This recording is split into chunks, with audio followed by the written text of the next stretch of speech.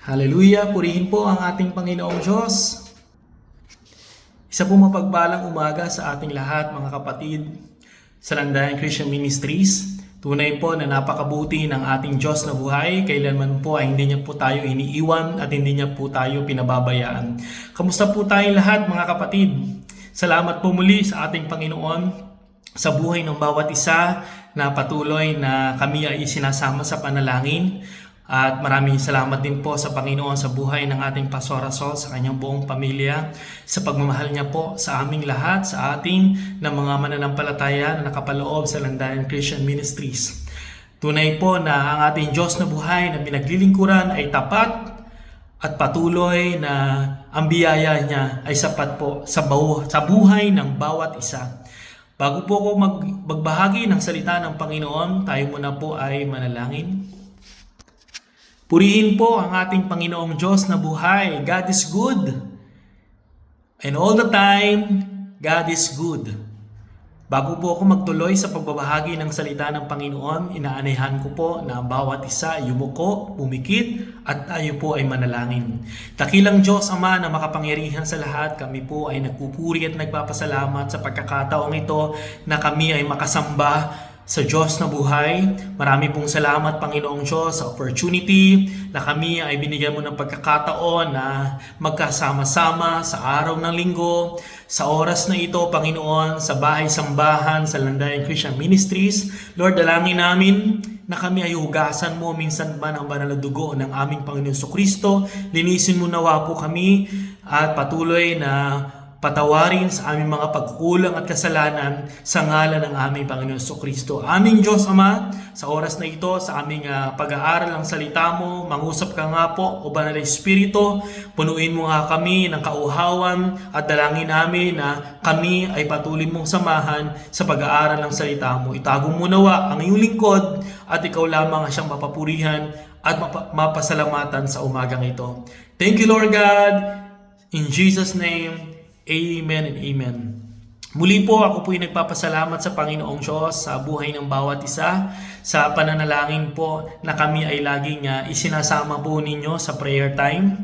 Ito po ay malaking bagay sa amin na narito sa labas ng bansa na kami po ay patuloy na isinasama nyo po sa panalangin. Salamat din po sa Panginoon sa buhay ng ating Pastor Sol, sa kanyang pagmamahal, sa buhay ng bawat isa, sa ubasan ng Landayan Christian Ministries. Ang pamagat po ng aking exhortation sa umagang ito is, When God Says Wait. Ang title po ng aking babahagi sa oras na ito ay, When God Says Wait. Ano po ba ang ating mga hakbangin sa buhay upang tayo po ay maging malagong mananampalataya? Ano po ang ginagawa ng isang mananampalataya upang mapalapit po siya sa Panginoong Kristo? Tayo po na naririto sa Landayan Christian Ministries, tayo po ay pinapaigting po natin ang ating relasyon sa ating Panginoong Diyos, sapagkat ang pinakamahalaga po sa buhay ng bawat isa ay magkaroon ng tunay na relasyon sa Panginoon. Sabihin nga po natin, tunay na relasyon sa Diyos. Kaya nga po, sa ating buhay mananampalataya ay hindi po smooth ang takbo ng buhay po natin. Marami po mga balakid, marami po mga pagsubok, ngunit ang pagsubok na ito na ating nararanasan po, kung meron man po na tayo ay dumaraan sa mabigat na pagsubok, sa testing of life, ay nawa ito ay gamitin po ng Panginoon para tayo po ay lalo pang lumalim at patuloy na magtiwala sa Panginoong Diyos. Ang title po ay When God Says Wait.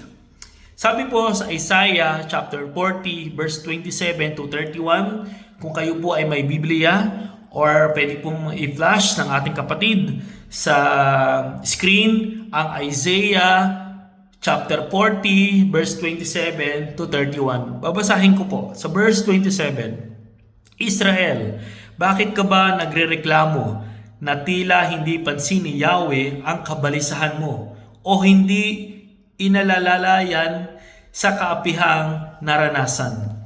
Verse 28, hindi ba ninyo nalalaman? Di ba ninyo naririnig na itong si Yahweh ang walang hanggang Diyos, ang siyang lumikha ng buong daigdig? Hindi siya napapagod sa isipan niya ay walang makakaunawa. Verse 29, ang mahihina't mga napapagod ay kanyang pinapalakas. Amen. Ngunit, sa verse 30 po, kahit ang mga kabataan ay napapagod at nanlulupaypay. Sa verse 31, ngunit muling lumalakas at sumisigla ang nagtitiwala kay Yahweh. Lilipad silang tulad ng mga agila, sila'y tatakbo, ngunit hindi mapapagod. Sila'y lalakad, ngunit hindi manghihina. Purihin po ang Panginoong Diyos sa kanyang mga buhay na salita. Kapag sinabi po ng Panginoong Diyos na tayo po'y mag-antay, wait. Sabi nga po sa ating pananalangin, 3 po ang sagot ng Panginoong Diyos. Yes, wait, and no. Sabi po sa Jeremiah chapter 33 verse 3, isa sa mga paborito pong Bible verse ng aking nanay at isa rin po sa live verse ko, call unto me and I will answer you and I will show you great and mighty things. Kung tayo daw po ay buong pusong tatawag sa Panginoong Diyos Ama at sa pangalan ng ating Panginoon Jesucristo, ipapakita niya daw po sa atin ang mga bagay na kamangha-mangha na hindi natin kayang maunawaan. Bilang mananampalataya na kung saan sa part po ng ating pag-aantay kung kailan po diringgin ng Diyos ang ating mga dasal at panalangin, ano po ang ating ginagawa? Tayo po ba'y naiinip? Tayo po ba ay nalulungkot? Bakit hanggang ngayon ay hindi pa rin dinirinig ng Panginoon? Ngunit ang sabi ng Panginoong Diyos sa kanyang mga buhay na salita, kung tayo daw po ay tatawag sa Kanya, diringgin niya po ang ating mga panalangin. Sapagkat sabi nga po sa Hebrews 11:1, without faith, we cannot please God. Kaya bilang mananampalataya, lagi daw po natin i-exercise ang ating pananampalataya. Kung sa ating katawan, tayo po ay nagpapalakas physically, kailangan ding palakasin din po natin ang spiritual. Sapagkat kung malakas po ang ating spiritual, kahit nasa waiting season po tayo, ay hindi po tayo manlulumo, hindi po tayo mababalisa sa biyaya ng Panginoon. Sapagkat ang ating pananampalataya ay nakaangkla sa ating Diyos na buhay. Sabi nga po, fix your eyes to Jesus, the author and perfecter of our faith. Kaya nga po, sa waiting season po natin, mahalaga na tayo po'y lagi naka-tune in. Sabi nga ng ating Pastor Sol, tayo po'y lagi mag-tune in.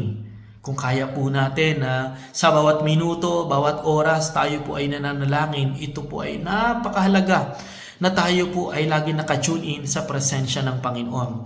Sapagkat kapag tayo po'y laging babad sa salita ng Panginoon, wala pong puwang ang kaaway na tayo ay bigyan ng kabalisahan. Ang kaaway po ay talunan na po. Sabi nga, 2,000 taon na nakalipas noong ang Panginoong Jesucristo ay namatay sa krus ng Kalbaryo at sa ikatlong araw siya ay nabuhay na muli. Ang kaaway ay defeated. Sabihin nga po natin, we are victorious in Christ Jesus. We are more than conqueror. Tayo po ay mananagumpay sa pangalan ng ating Panginoon Jesucristo. We are on the winning side. Yan po isa sa mga natutunan ko po sa ating butihing Pastor Sol. Tayo po ay mga anak niya.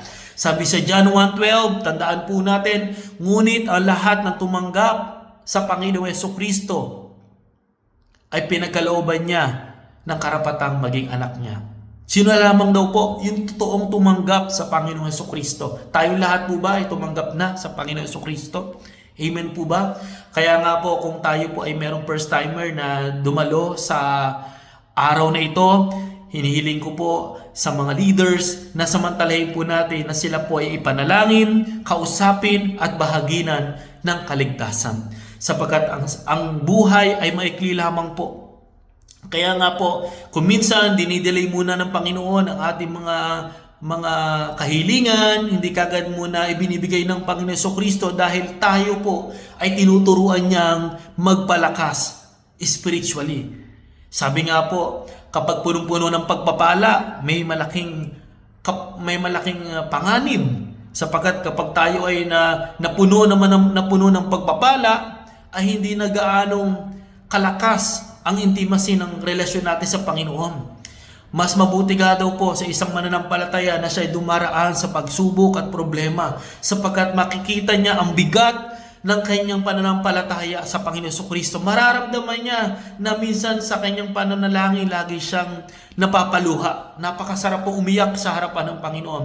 Napakasarap pong totoong lumuhod sa harapan ng Panginoon kapag tayo po ay nakikita natin na kung wala ang Panginoon Kristo ay wala po tayong magagawa.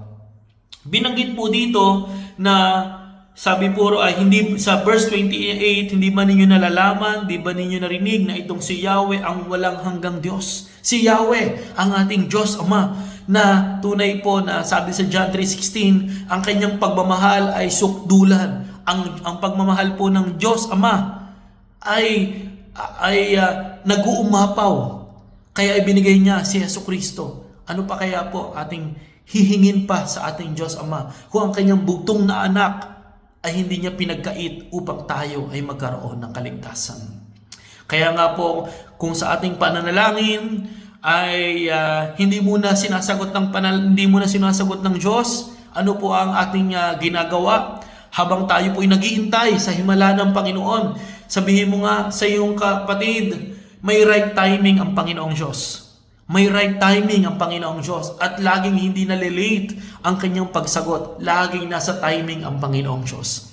Kaya nga po, salamat sa Panginoong Diyos, sa Landayan Christian Ministries. Iba po ang training po natin. Tayo po ay dumaan sa wala at unti-unti nararanasan po natin yung blessings na dati po nating hiningi sa Panginoon ay ngayon po ay na-receive na po natin. Kaya nga po, ipinakita po sa Isaiah na tayo po ay hinalintulad ng Panginoong Jesucristo bilang mga agila. Sabi nga po natin sa ating kapatid, ikaw ay isang agila. Sabi nga po, ang agila daw po, siya lamang po ang ibon na kayang lumipad sa gitna ng storm. Siya lang daw po ang ibon na may kakayanan na lumipad kahit malakas ang hangin, kahit malakas ang ulan sa himpapawid ay kaya niyang lumipad. Nawa tayo po, i-claim natin, Lord, ako po ay isang agila. Hindi mapapagod, maglilingkod, hindi manlulupaypay, mananalangin, magsaserve sa Panginoon wholeheartedly. Sabi nga po, ang paglilingkod natin sa Panginoon dapat ay hindi half-heartedly. At ang paglilingkod sa Panginoon ay dapat po ay lagi tayong nagkakaroon ng mainit na paglilingkod sa Panginoong Diyos. Yung tunay na ang Panginoon lamang pong higit natin kailangan. Sabi nga po rito na sa verse 31, but they who wait for the Lord shall renew their strength. Intahin po natin yung pagsagot ng Panginoong Diyos. Ngunit sabi nga po is patay ang pananampalataya na walang kalakip na gawa. Kung tayo po ay humihingi ng trabaho sa Panginoon, tayo po ay nananalangin at nag-a-apply. Naghahanap tayo ng trabaho. Sabi nga po ay patay po ang pananampalataya kung walang kalakip na gawa. Ang faith po ay lagi merong action. Kung tayo po gusto natin umunlad ang buhay po natin, nagsisikap po tayo. Hindi po tayo magiging tamad sapagkat ang tamad na Kristiyano ay walang mararating. Bilang mananampalataya sa Panginoon, ilakip natin sa ating puso't kalooban na tayo po'y maging masipag, masigasig na mga lingkod ng Panginoon, masipag na tagasunod ni Kristo. Kaya nga po ang mga kabataan ay lagi natin ini-encourage natin. Tayo po ay patuloy na magpalakasan sa bawat isa. Tayo po ay magpanalanginan sa bawat isa. Sapagkat hindi po natin alam na ang ating kapatid pala ay mabigat ang kanyang pinagdaraanan. Hindi po natin alam kung tayo po ay sensitive sa pagkilos ng Banal na Espiritu. Mararamdaman po natin ang kapatid na ito ay kailangan pala ng panalangin. Huwag natin i-ignore ang sinasabi ng Banal na Espiritu na tayo po ay magkaroon ng pagpapalakasan, pagkakaroon ng encouragement sa bawat isa. Kaya nga po, sabi po rito sa Proverbs 18 verse 21, ang buhay at kamatayan ay sa dila na kasalalay. Death and life are in the power of the tongue.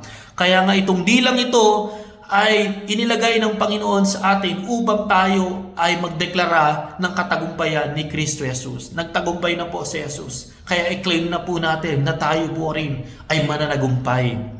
Sabi nga po, sa waiting season natin, sa ating mga pinagdarasal sa Panginoon, patuloy po tayong maglingkod mga kapatid. Your labor is not in vain. Nakikita po ng Panginoon ang iyong pagod, nakikita po ng Panginoon ang iyong pagluha, nakikita po at hindi po bingi ang Panginoon para hindi niya dinggin ang ating mga dasal at panalangin.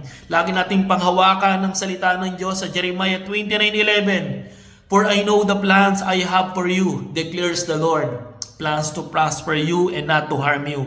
Plans to give you hope and a future. Mga kapatid, ang pangako po sa atin ng Panginoon ay napakaliwanag po. Napakaliwanag.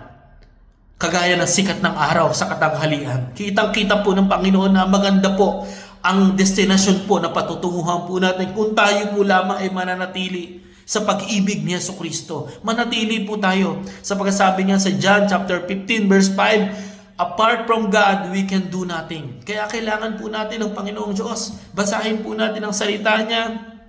Kahit na late tayo na magbasa ng salita niya, marami pong malapit na matapos ang Bible at tayo po minsan nasa Book of Psalms pa lang o nasa Exodus pa lang. Kamusta po ang ating mga chapter reading? Ituloy po natin yung mga kapatid yung pagbabasa ng salita ng Diyos. Sapagkat kung pinapakain natin ang ating physical, dapat din natin pakainin ang ating spiritual. Sapagkat ito po ang magbibigay sa atin ng kalakasan na kapag tayo po ay dumaraan po sa mga pagsubok at problema. Tandaan po natin, Proverbs 18:21, ingatan po natin ang ating mga dila na hindi po tayo makapagbanggit ng mga negatibo. Sapagkat kapag tayo po ay lagi nagdedeklara na negatibo, asahan po natin ang resulta ay negatibo. Ngunit kung nagdedeklara po tayo ng positibo, lagi pong positibo ang magiging resulta. Kaya minsan nga, ito po ang aking laging ginagawa sa aking mga kapatid na sila ay mga pasaway pero sinasabihan ko po sila na napaka-masunurin. Sapagkat sabi nga po kapag nagdedeklara po tayo, ito po yung magmamanifest po. Magmamanifest po ito at makikita po ito. Nawa, doon po tayo sa pagkakataon na tayo po ay maging masunurin. Sapagkat ang susi po ng pagpapala, hindi ko po nakakalimutan po rin pagre-remind sa atin ng Pastor Rasol. Ang susi po ng pagpapala ay pagsunod. Sabi nga po sa Isaiah 60 verse 22, when the time is right, I the Lord will make it happen. Meron pong timetable ang Panginoon. Kaya nga po, wag po tayong tumigil. Wag po tayong tumigil maglingkod sa Panginoon. Wag po tayong tumigil na lakaran ng salita ng Diyos. Sapagkat sabi nga po sa Awit 119 verse 105, ang salita mo ay isang tanglaw ang salita mo isang tanglaw sa aking daraanan. Liwanag na tumatanglaw sa landas nating dinaraanan po. Thy word is a lamp unto my feet and a light unto my path. Thy word is a lamp unto my feet and a light unto my path. Lakaran po natin, hakbangan po natin, panindigan po natin ang salita ng Diyos. Alam po natin ang bawat isa ay mayroong mga pinangahawakang life verse, memory verse. Kaya nga po yung mga susunod po na kabataan ay encourage po natin na mag-memory verse po. Sapagkat sa kanilang paglaki, hindi po nila malilimutan ang salita ng ating Panginoong Diyos. Mga kapatid, sa pagkakataong ito, kung tayo po ay nasa waiting season, huwag po tayong tumigil. Patuloy po nating panampalatayanan, patuloy po tayong maniwala na ibibigay ito ng Panginoong Diyos. Sa tamang panahon, sa tamang oras, kung minsan magugulat na tayo, answered prayer ka na pala. Kaya nga po mga kapatid, sipagan po natin maglingkod sa Panginoon. Lagi ko po itong na-experience po. Sa gitna ng problema at pagsubok, maglingkod po tayo. Maglingkod po tayo sa Panginoong Diyos. Huwag po natin kalimutan na i-reach out yung ating mga mahal sa buhay. Ipanalangin sila kung hindi pa po sila nakakakilala. Bahaginan na po natin sila ng salita ng Diyos. Kahit John 3:16 lamang po yung ating pang-share. Napaka-powerful po nito. Na gayon na lamang ang pag-ibig ng Diyos sa sanlibutan. Ibinigay ng Diyos Ama si Jesus bilang ating Panginoon at tagapagligtas. Kaya mga kapatid, when God says wait, huwag po tayong magtatampo. Kung ang sagot po ng panalangin ay, anak, wait muna. Wait lang. Meron akong magandang gagawin. Meron akong kamanghamanghang ipapakita sa iyo. Ipapakita ko na ako ang great provider. Ipapakita ko na ako ang great healer. Sabi ni si Jesus, ang ating kalakasan, si Jesus ang ating best friend kapag tayo nanghihina at kailangan po natin kausap. Kailangan po natin ng kausap, nandyan po ang Panginoong Diyos. Napakalapit lamang po niya sa isang panalangin po. Kaya mga kapatid, sa pagkakataong ito na sabi po sa Panaghoy, chapter 3, verse 37, walang anumang bagay na mangyayari nang hindi sa kapahintulutan ni Yahweh. Panaghoy, chapter 3, verse 37, walang anumang bagay na mangyayari na hindi sa kapahintulutan ni Yahweh. Lahat po na nangyayari sa atin, pinahintulot po yan ng Panginoon sapagkat mayroon siyang dakilang layunin. May purpose po ang Panginoon kung bakit nararanasan natin ito. Kaya ang kailangan lamang po natin, lakasan po natin yung pananampalataya natin. Lakasan po natin yung ating pagdarasal. Huwag po tayong tumigil na manalangin. Sabi nga po sa unang Thessalonica, chapter 5, verse 16, 17, 18, magalak kayong lagi. Maging matyaga sa pananalangin at ipagpasalamat po natin na lahat ng bagay sapagkat yun ang kalooban ng Panginoon. Mga kapatid, for I know the plans I have for you, declares the Lord. Plans to prosper you, not to harm you. Plans to give you hope and a future. Kaya wag po tayong titigil hanggat hindi po natin nare-receive ang ating mga pinagdarasal sa Panginoon. Patuloy po tayo manalangin, patuloy po natin iluhod yan. At habang iniluluhod po natin yan sa Panginoon, magpasalamat na po tayo sapagkat alam nating lahat, diringgin ng Diyos ang ating mga dasal at panalangin. Manalig, magpalakas, magtiwala, manalangin at patuloy na tayo po'y sumamba sa Panginoong Hesukristo. Purihin po ang Panginoon, sa Diyos po ang lahat ng papuri at pasasalamat. Magpalakasan po tayo mga kapatid, magpanalanginan po tayo. Lagi po tayo magpanalanginan sa bawat isa. Ako po personally, nararamdaman ko po ang inyong panalangin po sa aking pamilya. Salamat sa panalangin ng ating butihing Pastor Sol, sa kanyang pagmamahal, sa kanyang malasakit po at patuloy na pag-reach out sa bawat isa. Kaya mga kapatid, ituloy po natin ang pananampalataya natin sa Panginoon Jesucristo. Huwag po tayong give up. Never give up, never lose hope. Nandiyan na po ang kasagutan ng Diyos sa ating mga dasal at panalangin. Purihin po ang Panginoon, magpalakas po tayo, manalangin po tayo at patuloy na maglingkod sa Panginoong Diyos sapagkat your labor is not in vain. Nakikita po ng Diyos ang ating mga pagsisikap, nakikita po ng Diyos ang ating pagluha, naririnig ng Diyos ang ating mga dasal at panalangin. At naniniwala po ako, with God, all things are possible. Wala pong imposible sa Diyos. Kaya nga po napakahalaga na tayo po ay merong mga life verse, meron tayong mga pangako ng Diyos na pinangahawakan po natin. Na tayo po ay laging maging malakas, matatag at patuloy na laging nakaangkla sa salita ng Diyos. Purihin po ang Panginoon, pagpalain po tayo ng Panginoong Diyos Ama.